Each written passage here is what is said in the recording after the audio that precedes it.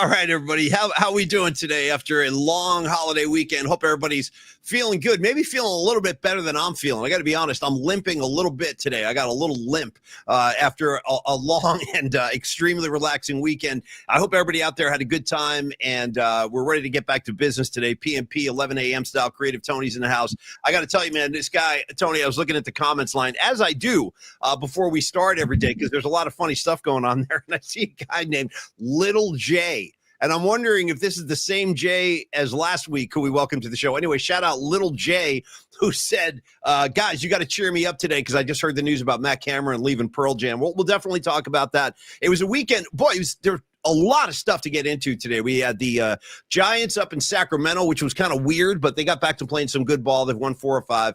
The Black Sabbath tribute in Birmingham over the weekend was incredible. I'm sure you guys heard about that, or some of you watched it like I did. I was talking to my guy Winks a lot about that over the weekend, back and forth. We were sharing videos and stuff. Really cool to see Metallica, Guns N' Roses, Steven Tyler, Ronnie Wood of the Rolling Stones, on and on and on. Everybody was out there to just pay respect to Black Sabbath, and it was very, very memorable. And then the Giants have their All-Stars. We got 3 All-Star arms, man. So a lot to get into today. Creative Tony, how you doing? And is Little Jay the same mysterious Jay as last week? Your thoughts?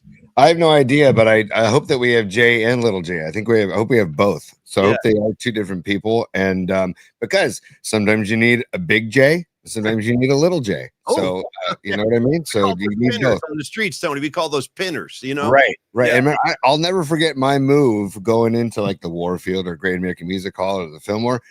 People were always nervous about bringing stuff in. And you know what my move was, Paulie? And I think I shared this with you a long time ago. I do know the move. I do. Yeah.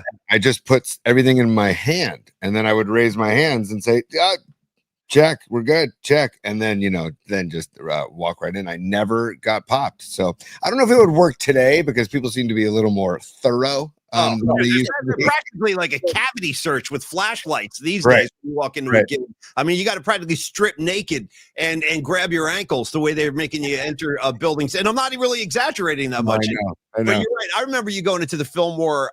You used to hold that little Yoda device you had too. You want to share the Yoda device? I mean, the Yoda just smoking device, which was basically a claymation of Yoda.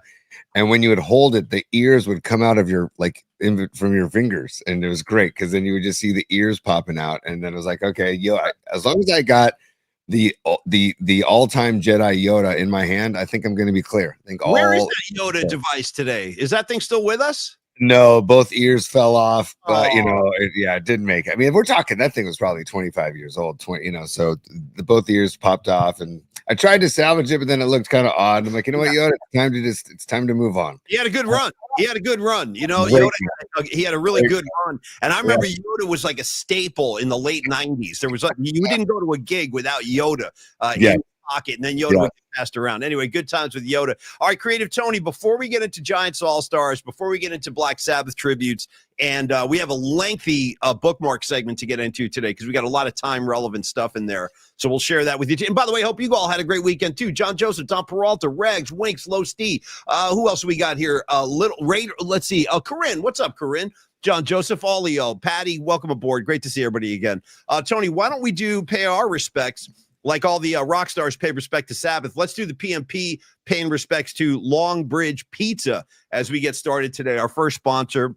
I love these guys down there. Hope some of you made it down there over the weekend to Long Bridge with so much activity going on in the Bay, the 4th of July, the fireworks show. Hopefully you stopped in to Long Bridge, grab the pie, grab the slice, grab the sandwich, whatever tickles your appetite needs. 2347 3rd Street, Dog Patch neighborhood in San Francisco. You've heard me rave about the sourdough crust. You've heard Paulie. Listen, if you missed the shows where I was talking about, I went in with my mom a couple of weeks ago. My mom was blown away by the tomato sauce. She thought that was really, really good. And it is, because if you go to Long Bridge on a Wednesday and you order the chicken parm sandwich, Neil is such a gangster. Neil Denardi. What's up, Neil? Hope you had a good weekend, man, with your family.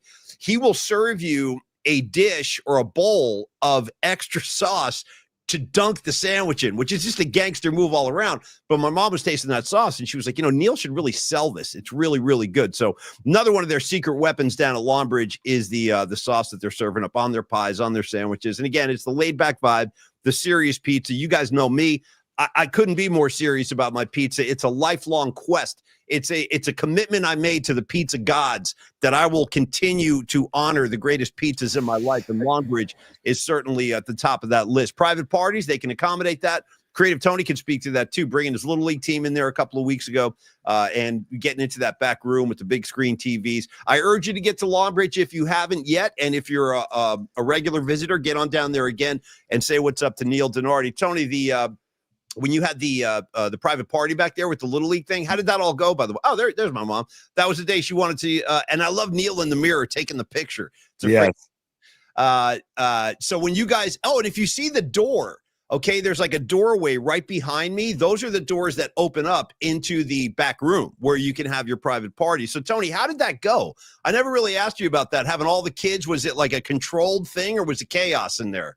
It was totally controlled, man. I mean, I wasn't there for half of it because I was doing the show upstairs, but the reports I was getting were that it was under control. Neil had it spread in the back room. Yeah. It kind of maybe felt like a backyard because there was a ton of kids back there. But he did a buffet style, and he can do that for big groups. We want to stress that if you don't just go in there with one or two people. If you want to do a team building event for your company, if you want to do a team after a game or a championship or a season, take your team in there as well. Birthdays also, it's great stuff. And also, Paulie, this week I just want to get some pizza porn up there too because that was pizza. Tony, I'm so glad. Leave that there because that's the pizza I ordered that day. That was just a straight up sausage pizza with the salad. Look at that thing, man. And look at how red it is. You see all the red sauce? That's a great sign. I'm just saying. Totally. Yeah. And also, man, follow Longbridge on social media, especially Instagram, man. Steven is posting some great stuff up there. And Neil Donardi will post some interviews he does as well. So just check them out at Longbridge Pizza on Instagram. And also the Phillies and Dodgers come to town this week. You want to talk about a tough week of baseball for the Giants. The Phillies are in town. Hey. Night game tonight, night game tomorrow night, day game Wednesday. Yeah. So go to Longbridge before or after. And then you got Dodgers coming into town Friday, Saturday, Sunday. So it's going to be a week full of Giants baseball down at 3rd and King. And then you got Longbridge at 2347 3rd Street on your way to Oracle Park. So you can't lose either way, P. Hey, and thank you, Longbridge. We freaking love you guys. So, Tony, last time I was in Longbridge with my mom, I'm not kidding, Steven put together like an incredible collection of Black Sabbath songs that he was playing while I was eating my pizza. I swear to God. And I wonder, hey, Neil, let me know. Did you guys stream the Black Sabbath show? It wouldn't surprise me because it was available for a pay-per-view. And I know like millions of people around the world were streaming the show on Saturday. It was an all-day affair. Started at like 10 a.m., ended at like midnight or something. And it was just a collection of rock and roll royalty playing Black Sabbath. It was really Tony, I got to admit, dude, I got emotional a couple times. I mean, I damn near wept at different times throughout the day. And the songs that were chosen were blowing my mind. Like Metallica played a couple of songs off the Never Say Die album. Yeah. Guns N' Roses, they pulled out some really deep tracks. Junior's Eyes, dude. Junior's Eyes off Never Say Die. It was crazy. But before we dive in deep to the Black Sabbath thing, which I do want to do, you were talking about the Giants and I want to do the Giants first because you said the Phillies are coming in. I also, before we get into Giants, I want to offer a thank you to not just you, but to Dom and to many, many members of the PMP Army because I was in Tahoe all weekend and I got kids galore and we had just activities galore. So there wasn't a lot of downtime for me to just sit and watch the Black Sabbath show. And then yesterday we got home and then I had to do a bunch of field prep for our tournament starting today. So it was just not a lot of downtime, but because of you texting me and because of Dom and because of PMP Army texting me videos and clips, I was able to like literally take it all in. I texted the one of the threads I'm on saying, you guys are on fire. Thank you. Because the clips you were sending and they were sending were and it started out with the Jason Momoa in the mosh pit, dude, and get like climbing over the wall, dude. What a gangster! My appreciation for that dude skyrocketed after, and I had no problem with the guy. I mean, I know he was Aquaman or whatever. I'm like indifferent on that dude, but after watching him, because I guess Tony, if you didn't know this, he was kind of like the Bill Graham of the day. He hosted the event. He introduced all the bands. And after he introduced Pantera, if you didn't see this, he walked off the stage, jumped over the rail, and went right into the pit. And you can see him like swirling around because he's a monster. Yeah, that was a great fun. And Tony, I was just trying to keep you like in the loop. I don't want to no. I loved it. No, I didn't really have much time to respond except for maybe to give a thumbs up or like a heart emoji because all of it I freaking loved, man. And I just my heart is just so full from Audrey giving it his absolute all. You know, you could tell that he was laboring. You could tell that it was difficult, but man, you could also tell that he was soaking it all in, man. And I just, that band, and I know they mean so much to you, Paulie. That band means so much to me in my entire musical journey, dude. I just seeing all four of them and seeing people's reactions to meeting Bill Ward, right? Ward always steals the show, dude. And I'll tell you what, dude, the guy's got to be damn near 80 years old. Yes. Shirtless, bro. Shirtless. Not giving a damn. Did you see him playing shirtless? Incredible. Yes. I saw a picture of him, and I think it was Billy Corgan or somebody. Maybe it was Lars, or maybe it was the drummer from Pantera, and he was just shirtless, hanging out. And I was like, that's the guy. No, that was the, and forgive me, I forget this kid's name, but it's the guy. It was the drummer from Slipknot. Oh, right. He met Bill Ward and he started crying. The kid got emotional, like he was in tears, and Bill Ward was like consoling him, shirtless with the gut hanging out, the boobs flopping. Amazing. That's rock and roll at its best. Anyway, so a lot more on Sabbath in a minute. But Tony, your comments about the Giants. Here's what I say. You said they got some tough ball coming up. And hold on, because Stevie B is checking in. Stevie B, thank you, brother. Giants games now carry the same anticipation dread that I have for my overdue. Oh, Holmes. Yeah, colonoscopy. That's a great time for everybody. Believe me. I've been there. I wish you well. Dude, the prep is worse than the actual procedure. 100%. The prep is like going to hell for a night, bro. It's like being in hell for one night, and then you just want the night to end. At least I did. I'm like, how can this still be going on? I don't want to get too graphic, but bro, you got to drink this concoction, and the next thing you know, bring a book into the bathroom because you ain't going anywhere for hours. And dude, a pillow, bring your phone or an iPad or your laptop. Like maybe your checkbook, dude, because you're going to be in there for freaking hours, Stevie B. And I don't mean I'm not trying to make you uptight. I'm just telling you what to expect. And then, like Tony said, the procedure's nothing. You go in, they knock your ass out. You wake up, you go home. But the night before, but I wish you well, Stevie B. It's a good thing to do. You got to stay on. Good luck, Stevie B. We love you, buddy, and thanks for the super. Paulie, Giants ball, dude. I guess another way. There's a couple ways to get well in MLB. One of them is to go to Colorado, and the other one is maybe to go to Sacramento. Because granted, Friday night they had a tough run, but then I didn't see that coming too. They got stomped on Friday. Yeah, they got crushed. But then and Verlander, man, we got to talk Verlander. We got to. What are we gonna do with Verlander? I know it's like we got to put him out in the garage now. I mean, I don't know what to do with this guy. I mean, geez. You don't want him too. I want to say, like on the record, if you used to listen to Murph and Mac, you probably used to hear me. I love Verlander. I used to love watching him in the postseason just take on. You know, the Tigers or the A's or whoever he was pitching against or for, because he would just go deep into ball games. Very old school guy, but it's hard to see him in a diminished state. I got to be honest; it's tough to see him kind of going down. Totally. And Robot Centaur is saying we should not mention his name. He should not be named. We should not name him. That's funny, dude. Yeah. Hey, man, like you can't send him down to the minors because he's already been there, done that. I don't know what I really middle relief. You can't do middle relief. They did it to Tim Lincecum. He went to I know, but I don't know. I mean, hopefully, he's probably not getting a lot of sleep at home with the new Bill Bellamy child at the household, and I don't know. I hope that maybe a little all-star break will help him out, and because he's got one more start before the break, I believe, and then. You know, he did have that one really good start, Tony. I think it was the previous start or the one before that. Within the last two starts of this weekend start, he pitched really, really well, and the Giants couldn't give him any run support. So, I mean, he's flashed a couple of good outings, but overall, it's definitely time to be concerned with Verlander.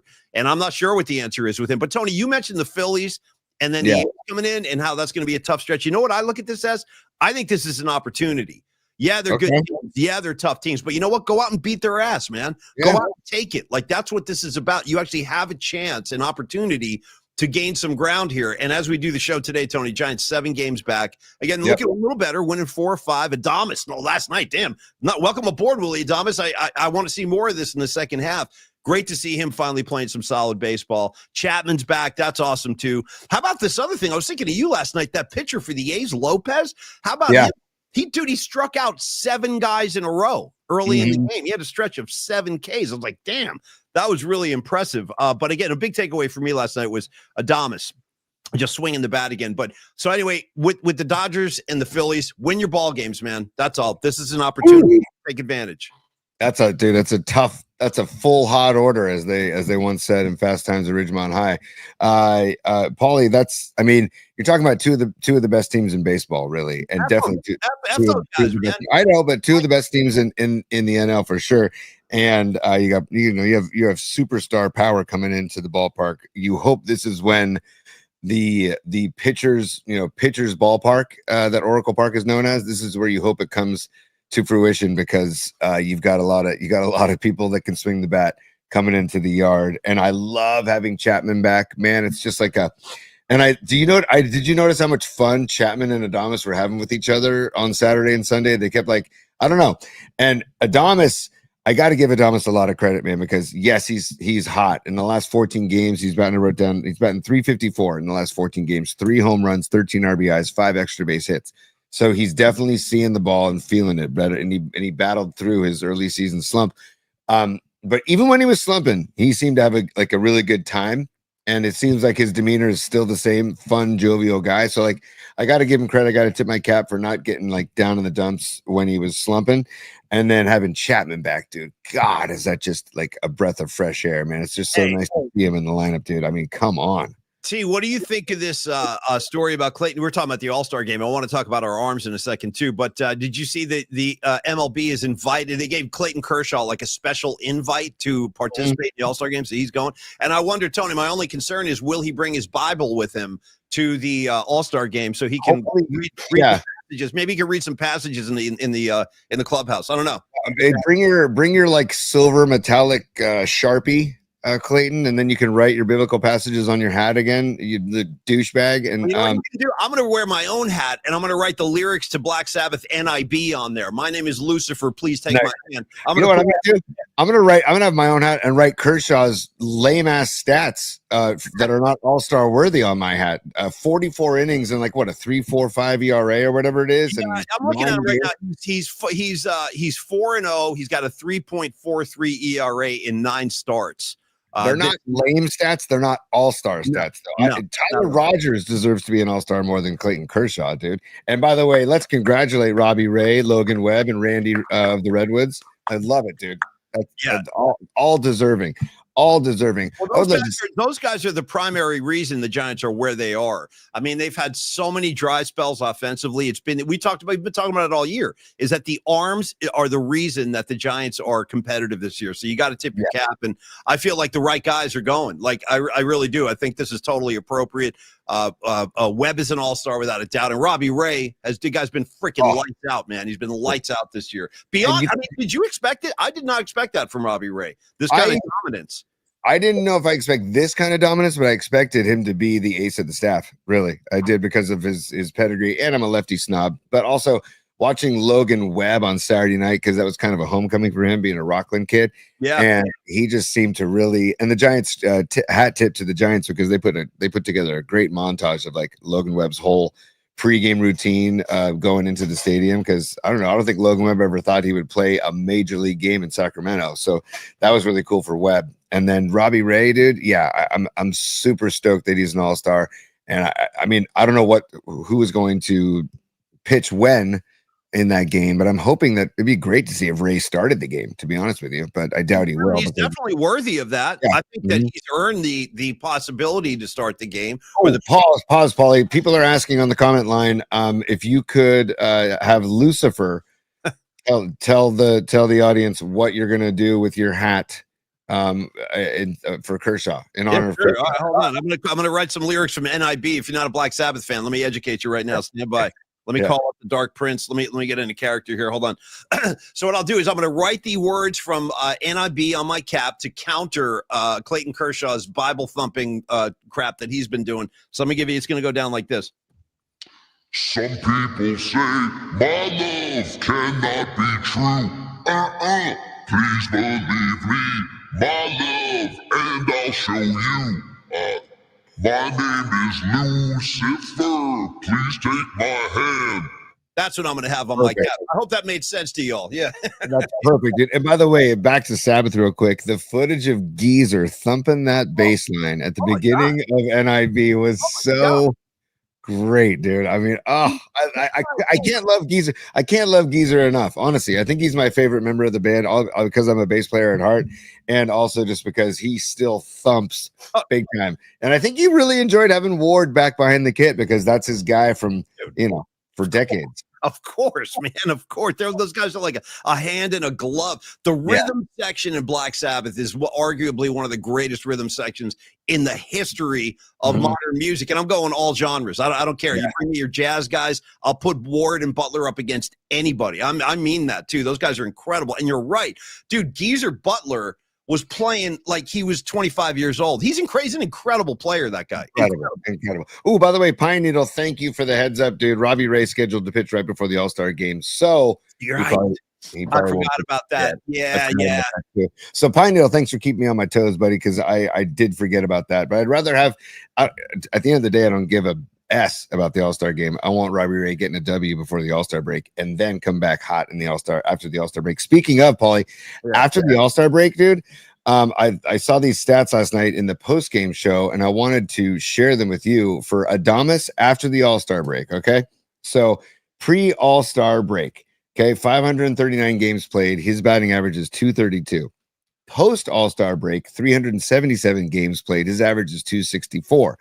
Pre-All-Star break, 539 games played, 88 home runs. Post All-Star break, again, 377 games, 65 home runs. 205 RBIs after the All-Star break. His slugging percentage goes up from 418 pre-All-Star break to 458. His OPS goes up from 726 to 796. So all of his stats point to him being a second half player. So I'm hoping that Adamas turns it on because he's hot right now. He's red hot. He's raised his average 20 points. And he's hitting for power too. He was lacing the ball all weekend in Sacramento, in Oaklamento, or whatever you want to call it. And then also, dude, if Verlander can turn it around, if they had like because Verlander is winless, man. If you would have told me at the beginning of the season Verlander be winless going into the All-Star break, dude. I mean, I know he's got one more start, but Jesus, man. It's I know it's rough, dude. What's the solution though? What do you do? Honestly, what do you do with Verlander? What do we do with this guy? I don't know. I mean, there is like the jokes that we talk about maybe he needs a nice little, fungal trip, or maybe he needs a nice little dose of into Aaron Rodgers' ayahuasca river, or he needs some kind of like he definitely needs to get his mind.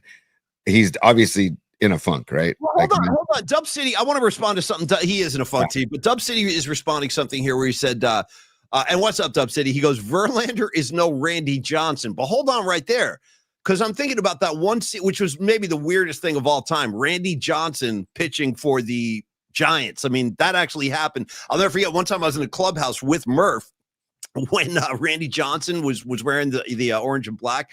And we like kind of wanted to approach him to like see if we could interview him in the clubhouse. The guy was so freaking intimidating. He was like tying his cleats or something. And he like looked over at us and just like went like this. He was like shaking his head like no. And before we could even ask him, we're like, okay, sorry, Mr. Johnson. Sorry. But that was unusual. Most people in the Giant Clubhouse are really cool during those World Series Bochy years. But that guy scared the crap out of me. And I'm trying to remember, Dub City, unless I'm forgetting. Tony, help me out. Randy Johnson was far from like dominant when he was a Giant. He was just kind of a guy. Right. He accumulated, I think, what did he get? His 3,000 strikeout or something as a Giant. He reached some milestone. And maybe it was his 300th win. Something he hit some big. Help me out, you guys. What was the big milestone he hit as a Giant? It was either the strikeouts or his 300th win. I forget. But in any case, 300th career win, Paulie. Thank you. And I don't remember him being dominant though, or even like really good that year. Right? Was he? Unless I'm forgetting. Help me out. I don't. I'm looking at his stats right now. He was 8-6 with a 4.88 ERA in 22 games, 17 starts. So he wasn't like he's better than Verlander is right now, but he wasn't like some dominant. He didn't have like a revival. Didn't have a career revival, but his 300th win he did get in the orange and black, and he also was part of a brawl. I remember he was part of a bench clearing brawl. Where he put the wrong hat on. You remember that? Yes, dude. Yeah. Oh, dude, that was great. But dude, I don't know. You just have to have faith that Verlander pulls out of it. And I mean, what is he? 0-6? I think it's brutal, dude. It's brutal. And by the way, somebody on the comment line asked, I think Randy Johnson is a photographer now. 100% correct. He's like a rock and roll. It wouldn't surprise me to find out Randy Johnson was at the Black Sabbath gig. That would not surprise me at all. Like, he has passes now. He'll be in the photographer pit shooting shows. I don't know if you guys caught this when he retired. He's a big Rush fan. So the guys in Rush gave Randy, because the guys in Rush are big baseball fans, they gave Randy Johnson a replica Neil Peart drum set as like a retirement gift. Do you remember that? Did you see that? Yes, dude. Yes. Oh my God. It takes up like the size of your living room. Neil's kit was so big, but they gave one to Randy Johnson. And he's like really serious about his photography. He's probably pretty good too. He's like really, really into it. So, but you're right. Those numbers are at least respectable. 8-6 with a whatever it was, 3 or 4 ERA. 4.88, and Verlander's ERA right now is 4.84. So they're very similar. It's just that Johnson won some ball games and Verlander hasn't. Verlander's had a couple starts where he didn't get much run support, but I just read that he's also making some minor adjustments to his delivery and his mechanics, so maybe that'll make a change. Yeah. He's a key cog, man. If they're going to make a run after the All-Star break, he is a key cog in that rotation. And dude, how great was it to see Birdsong, la la la la la last night? Yeah, God, dude. Oh, wait, hold on, Patty from Napa. She's a super. Patty, go do your thing. It's all good. Thank you, dear. Have a good day. We will see you tomorrow. We'll be back at 11 tomorrow, as usual, our Tuesday time. Thank you. Patty seems extremely busy lately with her meetings and her career. You got to throw all that stuff to the side, man. You got to put your career to the side when PMP's on. I'm kidding, of course. I'm kidding. Patty, thank you, dear. We'll see you tomorrow. Paulie, and the beauty, I'm just going to take this opportunity to take care of some business. The beauty of if you do have meetings during the day, you can go to YouTube or Twitter or Blue Sky or Facebook and or Instagram and watch the show at your leisure, at your convenience, and watch it in small chunks if you want, or fast forward or rewind, whatever you want to do. But you can check it out at your leisure. That's the beauty. Tony, I want to remember we got to do a little housekeeping with the PMP Familia here. Now, not only was it a historical weekend for the Giants getting their All-Stars named, the Black Sabbath tribute going on, hijinks up in Lake Tahoe with Tony, 4th of July mania here in the Bay Area. Let's not forget, let's not lose sight of our own family members, because we got to congratulate Bonnie/Scarlet Fire, who got married. She got married over the weekend. Bonnie, congratulations, dear. I hope you guys had a great time. And I saw her make a couple of comments. Sounded like a great time. So, Bonnie, cheers. And I hope that Mr. Scarlet Fire is treating you the right way, and I'm sure he is, or you wouldn't be marrying him. So thank you and congratulations. I hope you guys had a great time. Enjoy the honeymoon. Is there a honeymoon? I hope so. Got to go take a honeymoon somewhere, even if it's just getting up to Mendocino for a weekend. You can go hang out with Mendocino Fats, our founding father of Roby Tuesday. He's up there somewhere. But anyway, cheers to you, Bonnie, and Mr. Scarlet Fire too. Tony, why don't we get into our second sponsor of the day, and then we can start getting into the bookmarks and the Sabbath review, because I do want to give Dom Peralta and Stellar Design the appropriate love halfway through the show today. Stellar Design, and we're really happy to have Dom Peralta on board. Listen, Dom, the guy's a friend of ours, but he's also been he's just a force behind the show. He's a force providing artwork, good vibes, ideas. Like, he's just been nonstop energy with us, and we appreciate it very much. And now he's on board as a sponsor with his great design studio called Stellar Design. So, Tony, let's dive into this bad boy. Stellar Design, the San Francisco Bay Area industrial design studio, shaping the future of product innovation. We're talking industrial design is the professional practice of developing products and systems that optimize function, value, and appearance for users while weaving in engineering for manufacturers. Big T.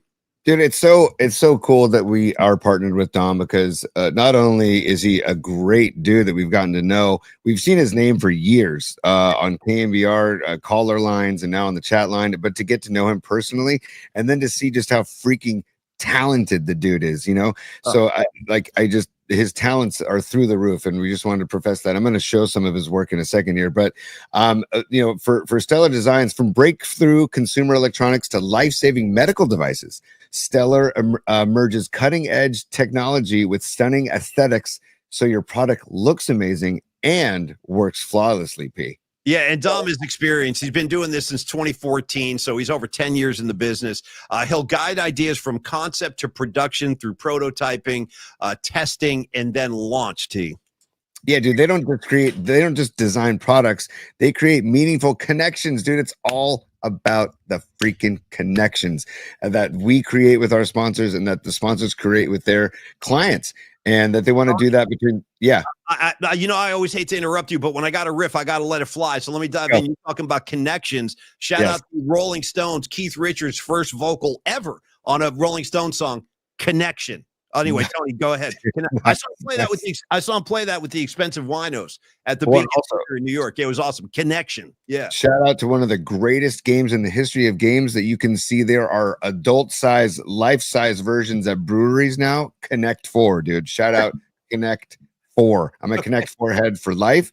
So I just want to say, I'm going to bring it back to the connections that Dom makes between people and brands. But hey, whether you're a startup, which there are a ton of now, launching a new product, or a Fortune 500 company expanding your portfolio, Stellar delivers tailored solutions that enhance user experience and drive business success. Visit stellar.design, and make design impact. All right. Okay. Let Dom, you tap into Dom's creative mind. Tap into it. Seriously. I'm going to show some in a second here, but contact Dom at Stellar Design. Dominic at Stellar Design is the email address. Once again, that's Dominic at stellar.design is the email address. Or you can give him a call or text him 650-796-3144, 650-796-3144, or 796 Dante Whitner, Tom Rathman. Ooh, nice, dude. Nice. Very nice. Good polls right there. And by the way, I want to throw this out there. You're talking about Dom's account. At least once a show, your phone's got a ring. I mean, this is like a tradition now. At least once a show, we got that. You can always turn the ringer off. That's just the ringer is off. The ringer is off. It's some weird funky thing with my laptop. Anyways, go ahead, P. Well, I was going to say that Dom is almost like a natural resource that you got to take advantage of. Like, he's there for everybody. It's like in Friday when Ice Cube was hanging out with Chris Tucker, and he's trying to convince Ice Cube to smoke a J with him. He goes, listen, I know you don't smoke weed, but you ain't got no job. You ain't got S to do. And then this is the best part. He goes, God put this here for me and you. God put this here. And I feel like that's Dom Peralta. God put Dom here for me and you. And Tony's right. He's a resource you got to take advantage of. He's incredibly talented, this guy. And let him go to work for you. It's funny, Ray Goodman, one of our buddies, is a super. Tony, if you can get him up real quick, he went flying by with a super comment because it's connected to Dom, and I want to showcase. Ray and I are on the same page, because Ray, I have that loaded up. Ray, I was going to end the spot with what you're talking about, so I have your email. I got it, Ray. I'm gonna have it loaded. Once Paulie's done, I'll show it for everybody too. Yeah. But I also want to thank you, Ray, for the super as well. But I also want to remind Paulie, Paulie, that follow Dom and Stellar Designs on socials. On X, it's at Peralta_designs. And on Instagram, it's stellar.design on X and Instagram. Check them out. Hey, you know what's awesome, Tony? I love the way you've made the I really do. I love the way you've presented the show, like the way the show looks now. When you see the screen, you got the Bay Area Sports Collective up there. You got YouTube, Facebook spot. I mean, it's mayhem with all the stuff we got up there. And I'm wondering, how long before our pictures get minimized, we're going to be this big while there's just all sponsors all around us. But anyway, you see the info right there. Stellar Design, SF Design Company. Dom is the man. Take advantage of him. And yes, he is working with Ray. He's working with DJ Rob B, one of our favorite guys, on an album cover for him.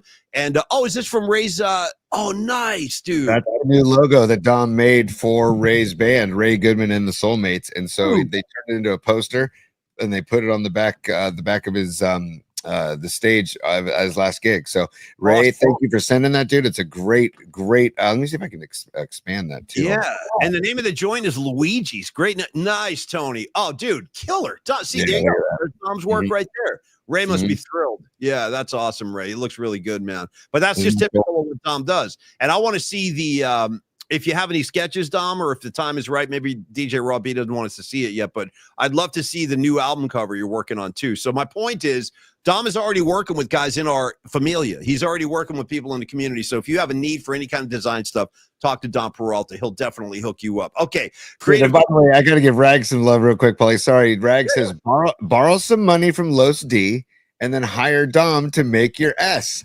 Bam. So there you go. Nice work, Rags. I love it. Tie it all together. And then when you're done with that, go have some pizza at Longbridge Pizza. And then when you're done with that, go get your teeth cleaned at Dr. Matt Young. So there it is. Okay? I mean, that's about the best I could say. Oh, you know what? Why don't I do this? Why don't I take an opportunity? Well, I dropped something. Hang on. Everybody's behind the curtain. All right, check this out. As we talk about new sponsors, new partnerships we have, I'm actually really happy to announce this week. It'll come to life on Friday, but we now have a sponsor for our weekly musical assignment, and that is my very good friend Barry and Red Devil Records here in San Rafael. They are going to offer up gift certificates for our audience. So when we do the music assignment starting this week, we're going to have Red Devil Records attached. So, Tony, save room. You got to get that devil logo up there, too. He's, you know, the Red Devil logo that he uses is really, it's a strong image. So we'll partner with those guys as well. Welcome aboard, Barry and Red Devil Records. We're thrilled to have you guys. Tony, here's my question to you. Back end of the show, do we start with the Pearl Jam news and then go to I think we should start with the Pearl Jam news, then go to Sabbath. Because I think you just answered your own question, P.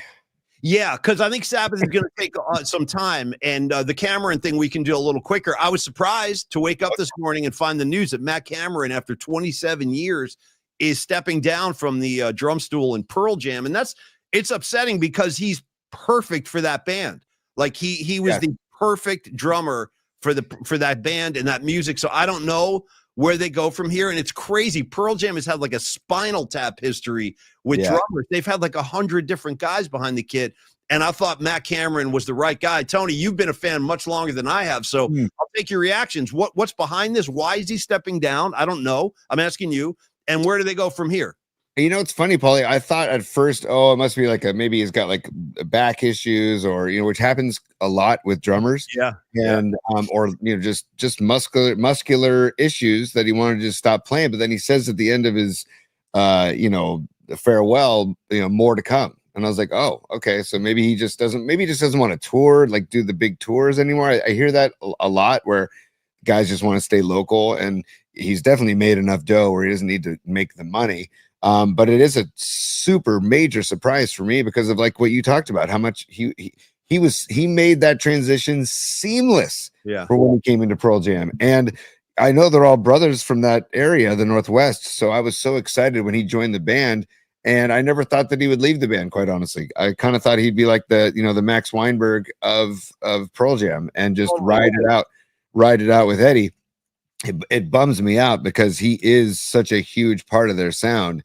But I do have faith that whoever they do, because Eddie Vedder and I think Ament and Stone Gossard and McCready, I think those guys are like the E Street Band, where they're just going to play as long as possible. I hope so. And so I think they're going to find another drummer. I don't think this is the end of Pearl Jam. I think they'll find another drummer, but it is a major, major bummer to see this morning. I'm happy for him that it's maybe bringing him peace and it's what he wants in life. But selfishly, I'm just like, man. And Paulie, this is a picture. I think that, I'm going to share this picture and you can explain it, because this is not, Paulie and I both love Pearl Jam and we love Matt Cameron. And this is something that Paulie sent me, that we both were at this place together. And if I can just share the screen here. Come on, buddy. I know what you're getting up there. It's going to be worth the wait. Don't worry about it. Here we go. Yeah, dude, look at this. So this is from 2019. Okay. Mm-hmm. Creative Tony and myself and Rod Brooks, we went up to, and JC, Jeremiah went up to Seattle. They were doing a couple of gigs up there in their hometown at the, I forget the name of the stadium. It's where the Mariners play. What's the name of that ballpark? Safeco Field. Thank you, buddy. Safeco. Yeah. So they were doing, and again, Pearl Jam just being like the good guys that they are. There were 2 benefit shows for the homeless problem that's going on up in Seattle, which is significant. It's like the San Francisco homeless problem. It's massive. So they raised all this money for the homeless, and we had a friend of ours, Joe Wellahan, who runs the camera crew, or at least he did at that time. He was running the camera crew for all the screen projections. So you go to a Pearl Jam show, you see the screens on stage. That's our friend Joe, who was directing all that footage and shooting the footage himself. So, and he was a big fan of what we were doing on the Murph and Mac show. So he extended an invitation. He goes, guys, when you get to Seattle, text me and I'm going to give you guys a tour of the facility. And by the way, dude, we were sitting, so the stage is out like where the warning track is. Our seats were like behind home plate, like up almost near the last row. We're practically sitting on the effing moon. And we texted Joe and he's like, dude, stay right there. I'm coming to get you. So Joe came up to our seats, escorted us down to the field. And next thing you know, dude, we're walking around on the stage. Okay. We're like, he gave us a tour of it was incredible. We got to see like all of Jeff Ament's bass rigs, the rugs on stage. And then we got behind Matt Cameron's kit, which you can see right there, and snapped a couple of shots. So that's Matt Cameron's kit before the gig. And then Joe placed us right down in the pit. He goes, hey, you guys are going to watch the show from right here. I was like, okay, you got it, man. And that, I got to tell you, Tony, that might be my favorite Pearl Jam gig I've been to. That one up in Seattle. That was an amazing show. Dude, Sonic Reducer. Okay, that's all I'm going to say. Sonic effing Reducer. Yeah. And dude, I swear to God, the cosmic connection that we have with our PMP Army Poly is starting to really trip me out, because Ray Goodman was like, hey, Tony, check your email. I sent you something. And I had the email loaded up. So he and I were already connected. And then here's Nutter. Here's the Nutter coming through. And I was going to say this, Nutter, because I totally agree that Nutter says Pearl Jam needs to hire Kai Nukerman from Mill Valley, the drummer who sat in with Pearl Jam when Matt Cameron had COVID. And I was going to bring that to the show. So Nutter, we're on the same page, dude. Great call. That kid is still in Mill Valley, dude. And I follow him on Instagram and he's posting videos. Well, he's a friend of ours, Tony. We had him on the old podcast. He was a guest on our podcast. You know who I submit to for the Throne and Pearl Jam? I submit Rod Brooks. I say, Brooksy, send him a tape of your stuff. You never know. How about this, dude? How about this? Maybe Bill Ward freaking sits in shirtless with the Pearl Jam guys, dude, just letting it all flop around back there. I'm kidding. He can't do that. Mark Graves is a super, and I love the message. Dude, you know what? It's done. Hey, Mark, I love that idea. This is done. That's exactly what we're going to do this week. Mark Graves coming in with a Monday musical assignment. I didn't see this coming, but he goes, songs that have either red or devil in the title or song. Nice. 100% Mark, it's done. Thank you for the idea. I love that. I hadn't thought about it yet, but we're definitely going to do that. Let me just make a note so I don't forget, Tony, on Friday. Yeah, I made a note as well. That's a great idea. Great call. I love that we're getting the musical assignment out early. And also I want to give an apology to Escobar the third, because he said on Friday, hey, I emailed you my musical selection, and I never got it. And then all of a sudden I got his email like at midnight on Friday night. And I was like, that's odd. So anyways, Escobar, I did get your musical assignment from last week. Oh, Paulie, we're not going to add it to the playlist, but I do want to just recognize that, because I listened to a bunch of Sabbath over like when I got home yesterday, and After Forever is my honorable mention. I did Hand of Doom as my selection, but After Forever would be my 1B. Did you update your playlist on Apple Music? I did the Spotify one. Did you do Yeah, so that's, I'm not going to put After Forever on there, but I'm saying I need to recognize that tune, because Jesus, man, I heard it again on vinyl and yesterday, and I was cranked it, and I was like, oh my God. And that song right there is a vehicle for Geezer. Geezer Butler is kind of the star of the show in that song. I mean, his bass line's very Paul McCartney-esque, in my opinion, in that song. Dude, maybe Verlander just needs to listen to a boatload of Sabbath over the All-Star break. Maybe that's what he needs to clear his head. Maybe.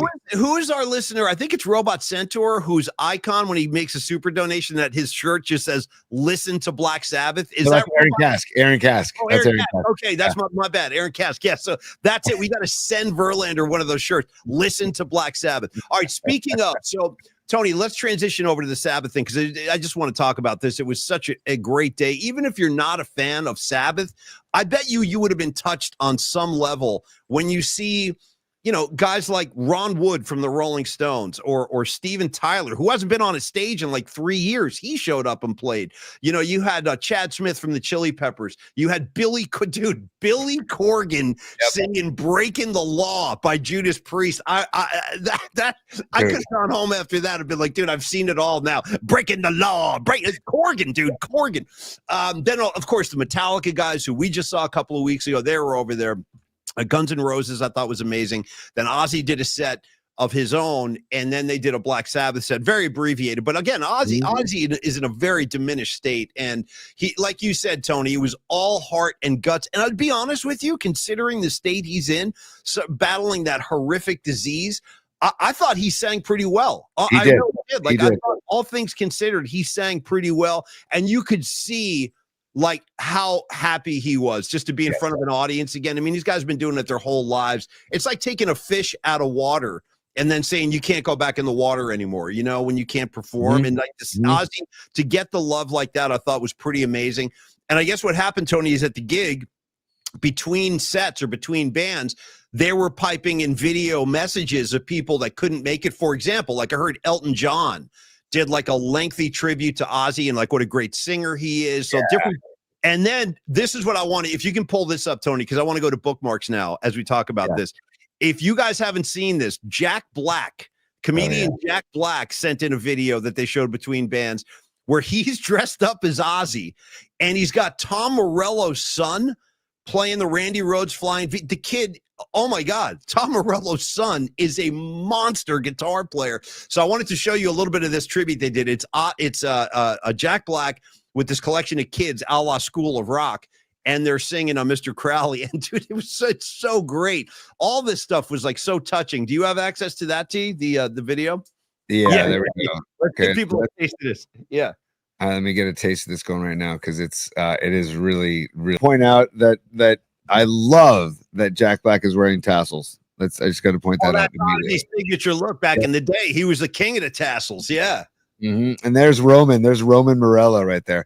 And you should, if you follow Tom Morello on social media, they post videos of the two of them, Tom and his son Roman, jamming or rehearsing new songs. And dude, the kid is phenomenal. Here, I'm gonna see if I can. Maybe I'm gonna fast forward to a little bit of his action. Here we go. Hang on one sec. Kid is an incredible. I mean, I'm not surprised considering who his old man is. And Tom Morello was front and center throughout the Sabbath show. He was there, like they had these all-star bands lined up, and kind of when Steven Tyler and Ronnie Wood, like Tom Morello kind of directed all that stuff. I had no idea his son was this kind of player, and he's playing the Randy Rhoads Flying V with the polka dots. It's really cool. Robot Centaur is a super real quick, T. Let's give him some love over there. Hang on one sec. I had to get out of bookmarks. Hang on one second. Yeah. Hang on. We ain't going nowhere. It's all good, T. Take your time. There you go. Robot Centaur. Oh, yeah, exactly. And Nandy Bushell on drums. Okay, check out Morello's son. His name is Roman Morello. And I don't know Nandy Bushell, but I will absolutely check out. If that's the drummer in this video, is that the drummer in this video? Yeah, the kids are amazing. And there's a bass player too. I'm not sure what the kids name. All those kids are phenomenal players. Yeah, like literally. Randy Rhoads stuff is not easy to play. It's almost impossible. And that kid's crushing it note for note. Do you have any? I don't, Tony. I'm asking you. Do you have any idea how old he is, Roman Morello? I definitely a teenager. I know he's a teenager. I want to say like maybe a sophomore or junior in high school.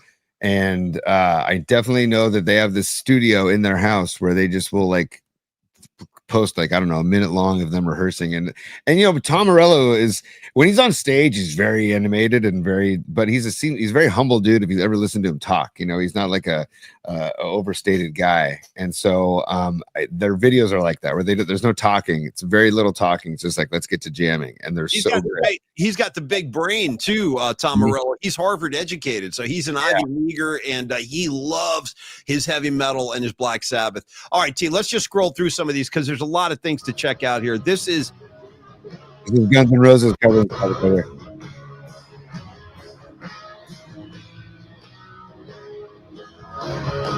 Yeah.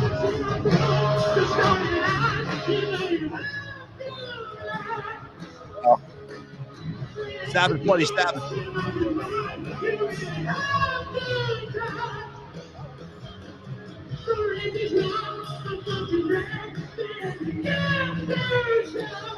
Love it, dude. I love that Axel's. Axel actually sounds better than I expected, to be honest with you, Paulie. I don't know how you feel, but I feel like he sounds better than expected. I believe. I agree with you, Tony, and I can tell you what those are not easy songs to sing. They're No. they're really not. Those are hard. And that's. Let me just say this about Ozzy Osbourne, and God bless him, dude. And that's how he would always end all his shows. God bless you all. I effing love you. God bless you all. But I got to tell you, Ozzy, this is never talked about. He's kind of like Tommy Lee this way, where like his celebrity has overwhelmed his being a musician. Like it's almost bigger than his being a musician. Ozzy Osbourne's a really good singer. Like he really is. Like he has a gift for melody. He's not a screamer. He just sings, and he's a beautiful vocalist. So no, you're right, Tony. Axl sounds great, and I just want to let everybody know this stuff is not easy to sing, man, at all. Hey, let's do one more. I think we go. Oh yeah, here we go. Oh man, look at this is Steven Tyler with Ronnie Wood. Yeah. Yeah, this is Steven Tyler with Tom. Yeah, here we go. Hold on, I'm gonna read the caption real quick. Watch how Steven Tyler and Tom Morello set the stage on fire with a Whole Lot of Love by Zeppelin at the Back to the Beginning concert. So here we go.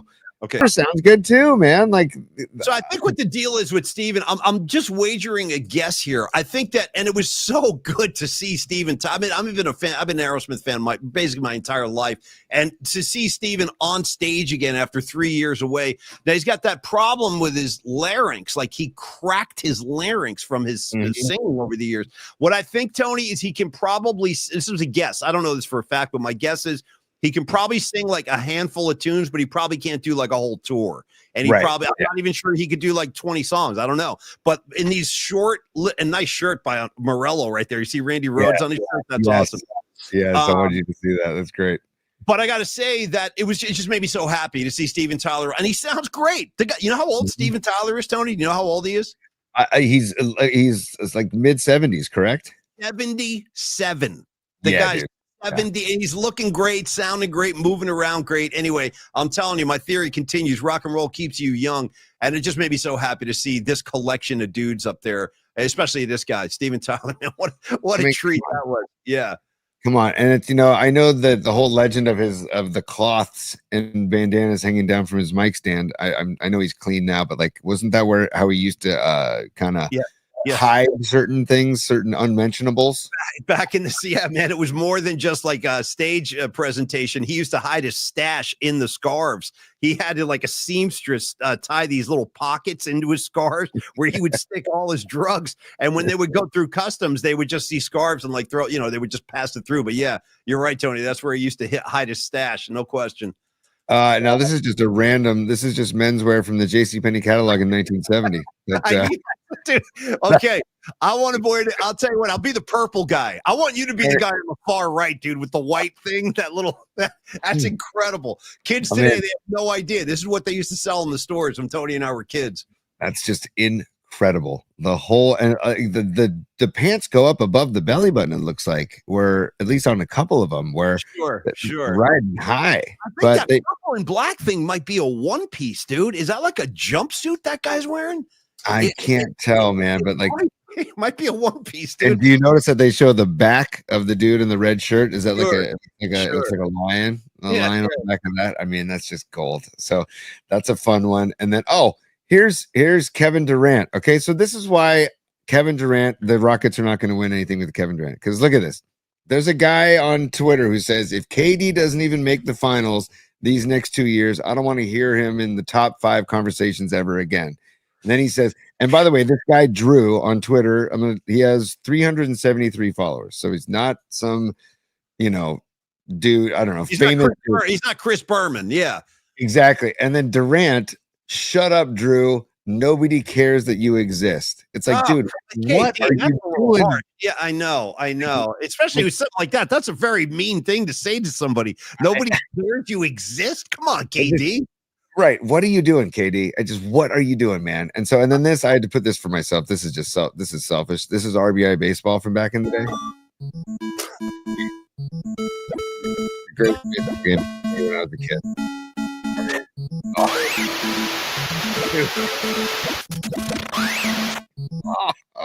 As far as I'm concerned, we should show that every day. I need more of this. I got to tell you, that's the other thing. People don't have any idea now, because when you get video games now, it's almost like you're in a movie set. It's like the art, or what's the word I'm looking for, Tony? The design, the production. Yeah, the graphics. Thank you. The graphics. Yeah. It's so sophisticated now, but look at this, dude. How about the first thing that ever came out? Pong. Just two little paddles and a ball going back and forth. Bonk, bonk, bonk. I mean, it was as primitive as it got, man. And the soundtrack too, like dung dung dung dung. Give it to me again. I want the song again. I need the soundtrack. And it would mix up too. There's like a few different jams that they would have. So stand by. Yeah. Benito Santiago. That's right.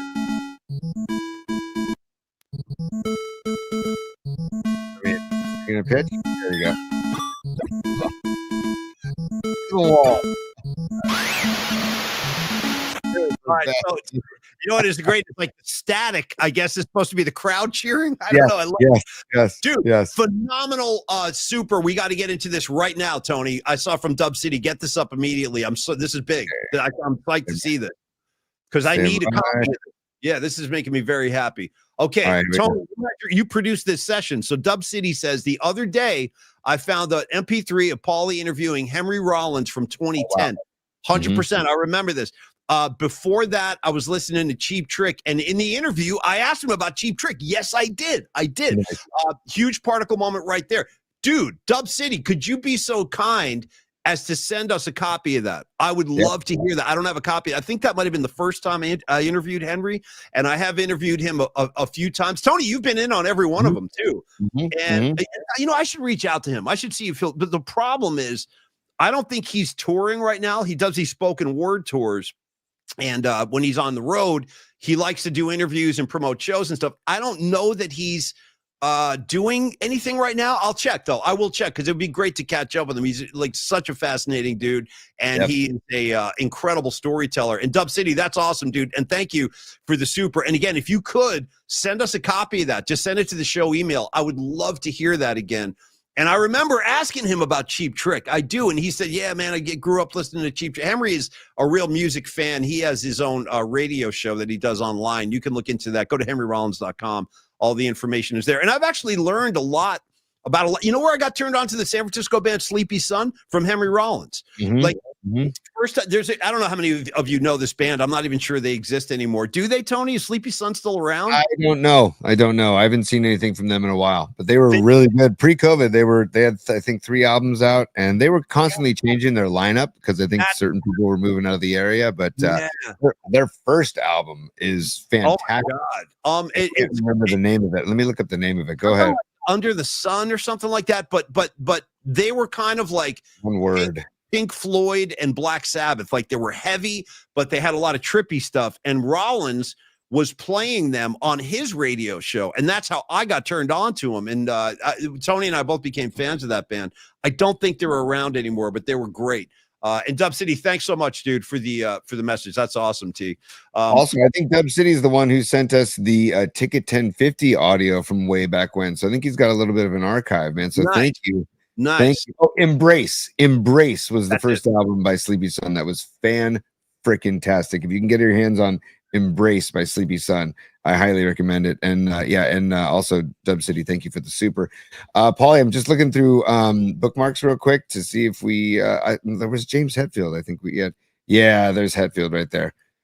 With the Sabbath guys. Yeah, that's a public bench. I guess that's a bridge, right? That's so in Birmingham now, they actually named a bridge after the Sabbath guys to get Hetfield. I mean, the Metallica guy, he said it. James Hetfield said on stage, he goes, there would be no Metallica if not for Black Sabbath. We would not exist. The band would not exist. And to see the love all weekend long for those guys, Tony. What I recommend, Tony, since you were away, what I think you should do is go to YouTube after the show, because there's a lot of pro shot, like, from the actual broadcast. Hold on, I think I might want that guy before we go today. Totally.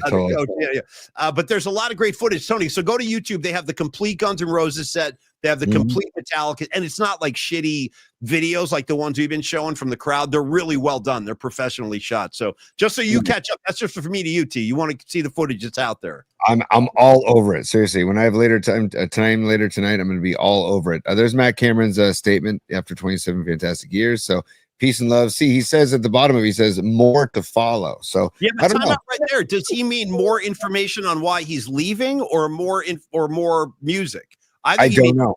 Yeah.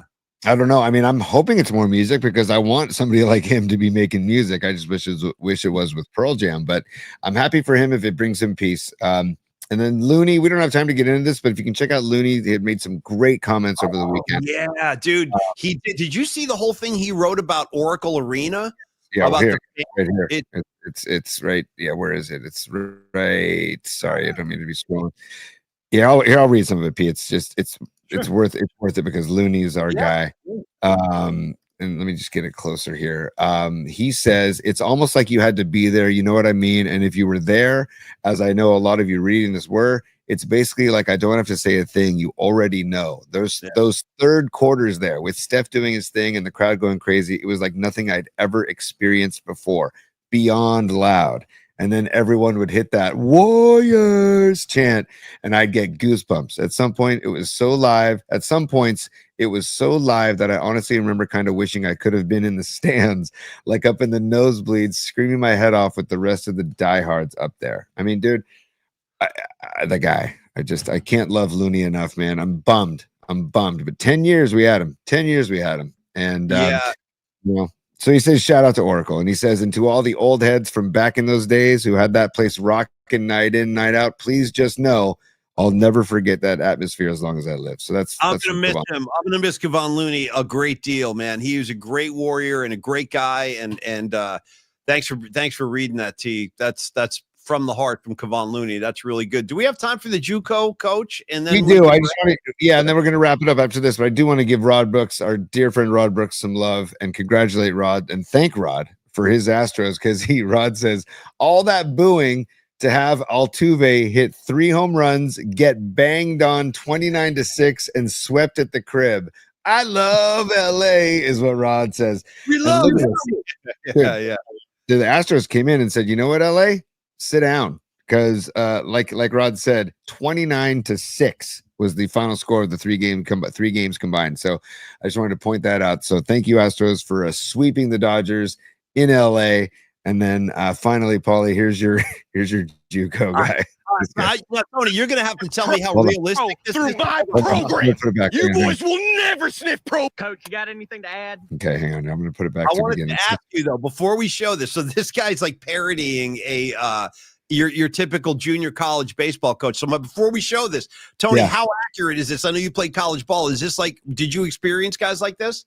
I haven't even seen this yet, Paulie. So you posted. I haven't seen it yet, so I'll have to see it. But already, I can tell by his that stance already. It's amazing. I saw this last night and started laughing my ass off. I'm like, this is going right into bookmarks. All right, hit me with this guy. Go ahead. Coach, you got anything to add? Let me tell you boys something. Here we fucking go. You would have never lasted at JUCO. We're going to be here a while. In 06, we had guys leave to go serve in Iraq. You guys can't even show up for optional batting practice. In our town, we didn't have running water for weeks. We had to drink our own piss. In the fall, we all had to run the Moab 240 just to make the team, boys. If we didn't win by more than 6 runs, Coach would make us bear crawl through a 3-mile cactus field.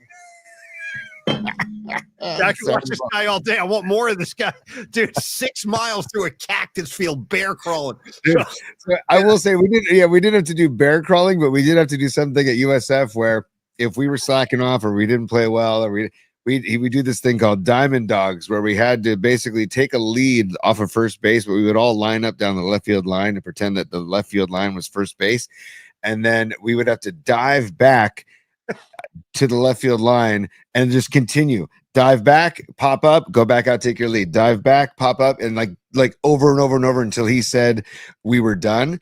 And then he wanted us to bark like dogs because we were the Diamond Dogs. So he wanted us to bark like dogs. Let me hear your bark. Let's hear it. I remember what I did.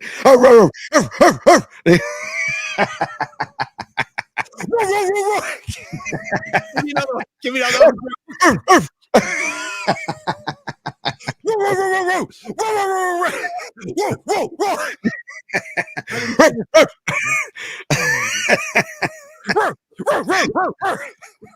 So yeah, dude. So yeah, shout out Rich Hill and the USF Dons who he called us. You're the Diamond Dogs, baby. You're the Diamond Dogs. I wonder who you bark. And then that was like a penalty for us. So this guy has a little bit of my college coach in him for sure, dude. Noemi goes, good Lord, what is going on? By the way, Don Peralta, bark at the moon. Hell yeah. Oh, well, that's a howl. I guess there's a howl, and that's what like hound dogs do. They howl at the moon. Oh, but the bark, dude. Roar, roar, roar. Really made me laugh. Can I get another second of this, dude? Give me a little more, T. Yeah, here, 1 second. This guy's on fire. So I love that pause right there, though. I mean, by the way, like glasses like that didn't exist when I played. Now that's the rage. It's all the rage. These huge it's John glasses. They're crazy looking, those things. Yeah. Oh, and all the kids want them and wear them, and it's just it's crazy. But here we go. Yeah. You guys fucking show up and get all your free gear. You guys haven't earned shit. 21 outs. If we made an error, coach would break our fingers one by one. And why are all your fingers straight? Because I never made a fucking error. You should try it sometime, bub. Yes, sir. If we struck out, coach locked us in the shed and ran the mower until we all passed out. And Tim, if you pulled some bullshit like missing a sign today, coach would take you out to the forest, tape you around a damn tree, and you were out there till the sun rose.